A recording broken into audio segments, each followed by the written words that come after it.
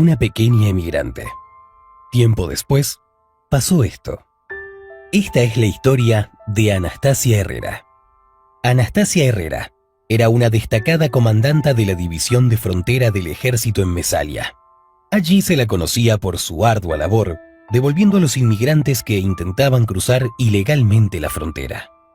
Ella tenía el pleno convencimiento de que el interés de los ciudadanos de su nación estaba por encima de la ayuda que se le pudiera dar a cualquier inmigrante, ilegal o no.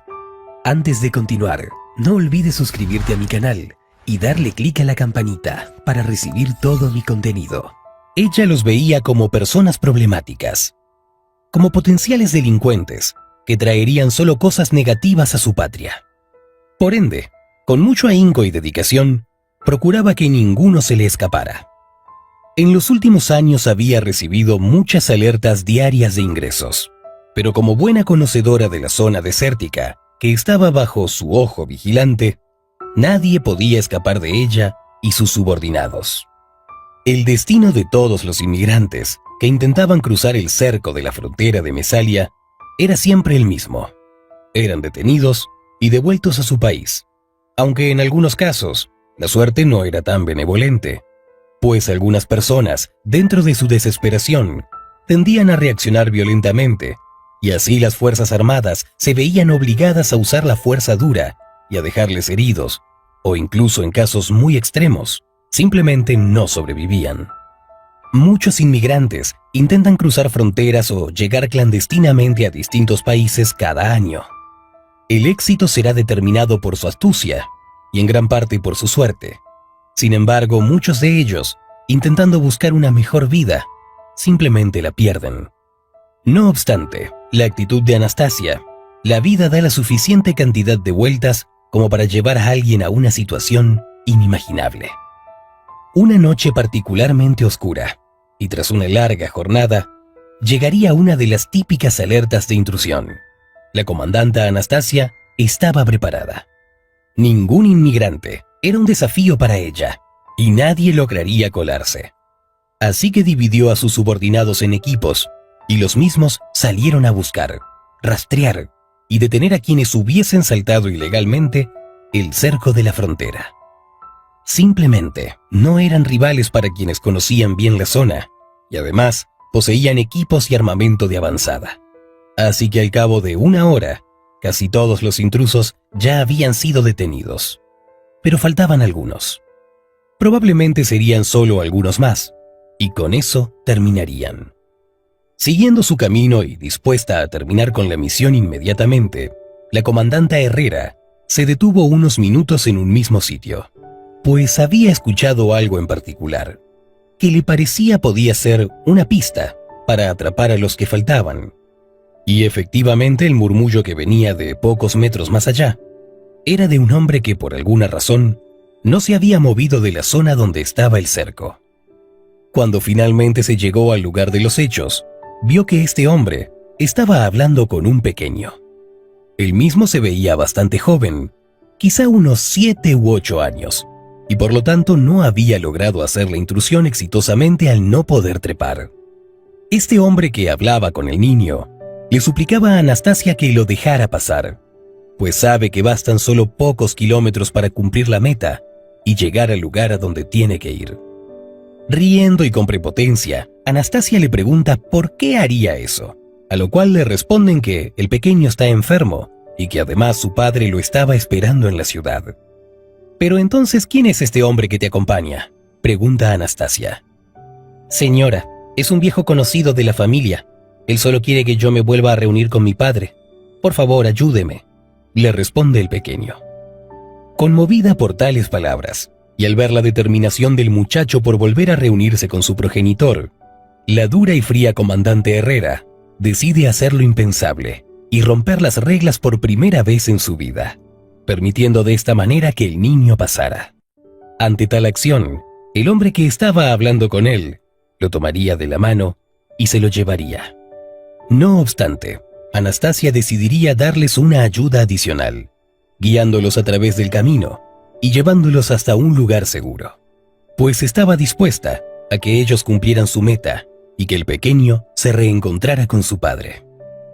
Al saberse que Anastasia había permitido el ingreso de manera ilegal de un niño a su país, a la comandanta le fue dada la baja deshonrosa.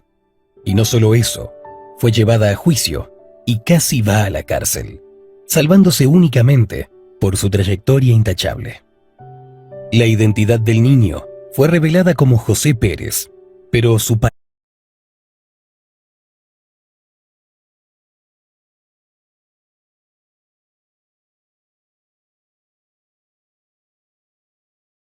Pide lo que te encanta. Llevamos McDonald's en un flash. era desconocido. Por ende, las autoridades comenzarían su búsqueda. La antigua comandanta intentó conseguir trabajo en las fuerzas de seguridad de la nación, sin éxito alguno. Por ende, intentaría buscar empleo como guardaespaldas privada, pero no tuvo éxito en lo absoluto, pues sus acciones habían sido vistas como deshonrosas y como aquellas que cometería solamente una persona que había traicionado a su patria. Dadas las circunstancias, probaría también trabajar en cosas más sencillas, al punto de tocar las puertas para barrer las calles, limpiar casas o cualquier cosa, pues estaba quedándose sin medios con los cuales mantenerse económicamente. Estaba empezando a llegar a la delicada situación de muchos inmigrantes que, de hecho, buscan cruzar la frontera por falta de oportunidades en su país. Al ser rechazada de semejante manera, quien fuera en un pasado la comandanta Herrera, cuyo nombre hacía temblar a algunas personas solo de ser mencionado, ahora sería reducida a un despojo, a alguien que deambulaba por las calles, buscando la compasión de las personas. No le quedaba nada más. Había perdido inclusive su techo. Debía ingeniárselas para no morir de desnutrición. Y los inviernos eran muy duros para ella. Alguno que otro refugio la recibiría, pero solo de manera temporal. Así que pasaría sus días deambulando de un lado a otro. Un día decide darse una vuelta por la casa que alguna vez habitó y decidió sentarse a comer algunos panes duros que había logrado obtener de una panadería que se los había regalado por compasión. Al cabo de unos minutos se dio cuenta de que alguien le observaba. Había una presencia cercana. Se trataba de un hombre bien vestido. Quizá podría ser el dueño de la casa, que estaba de vuelta y su presencia se le hacía extraña. Probablemente debería retirarse del sitio, pues podrían llamar a la policía por invasión de la propiedad privada. Sin embargo, esta persona se le acerca y le pregunta: ¿Es usted la comandanta Herrera? A lo cual Anastasia se pone de pie, se para firme y contesta: para servirle. ¿No me reconoce?, le pregunta el misterioso hombre. Y al formular la pregunta, decide subir la cabeza, pero a decir verdad, Anastasia seguiría sin reconocerlo. Soy yo, comandanta, el niño al cual usted dejó cruzar el cerco aquella noche. Le dice. No puede ser, estás convertido en todo un señor, responde. Pues sí, me propuse ser una persona de bien y lograr el éxito cuando usted me dio la oportunidad de pasar, y he venido a pagarle ese gigantesco favor. Le he estado muy agradecido desde ese entonces y la había estado buscando. Sentencia. ¿Pagarme? No, tú no tienes ninguna deuda conmigo. Hice lo que creí correcto, exclama Anastasia. Pues ahora, el muchacho efectivamente ya había crecido. Y José Pérez significaba un nombre al cual respetar, pues representaba una marca. Había logrado éxito como empresario y tenía una cadena de hoteles. Había crecido tanto en edad como en el aspecto personal. Al estar en una posición tan privilegiada ahora, quería ayudar a Anastasia, quien era despreciada por la sociedad. Así que le ofrecería un puesto para trabajar en el gimnasio de uno de sus hoteles como entrenadora. Ella solamente debería retomar los entrenamientos que llevaba en su época militar y lograr estar en forma. Sin embargo, conservaba aún parte de su musculatura. Por su parte, la comandanta Anastasia había aprendido una gran lección de vida, pues pese a su duro y férreo trato hacia los inmigrantes ilegales, esa noche había decidido hacer lo correcto, aunque significara romper sus principios y las leyes por las cuales velaba. Algo que probablemente le había costado muy caro. pues en su momento simplemente lo perdió todo por lo que hizo. Su reputación, su trabajo, su honor, pero nunca perdió su honradez.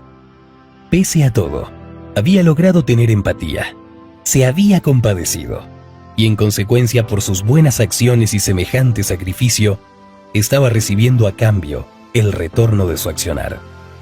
Quizá, al final, todo había valido la pena, pues alguien le valoraba genuinamente por lo que era